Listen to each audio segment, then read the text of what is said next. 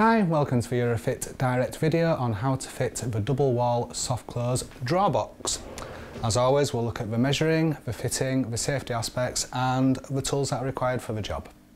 Okay, so we're going to have a look at the double wall drawer box with soft close. Now this is a product that you buy, two components.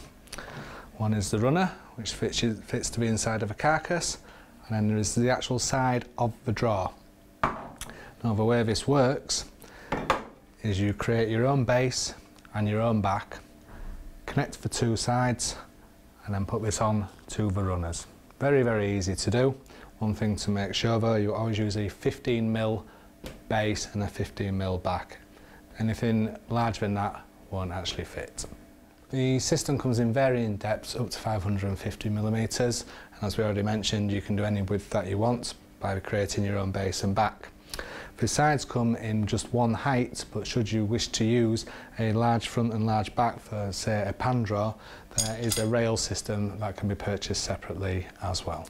The system comes with full fitting instructions. It's very, very simple. And it's literally a case of just measuring the internal width of your carcass, less 77mm. That gives you the measurement for your base and back. Once those are cut, simply screw on the side pieces, screw on the runners, and then it all slots together.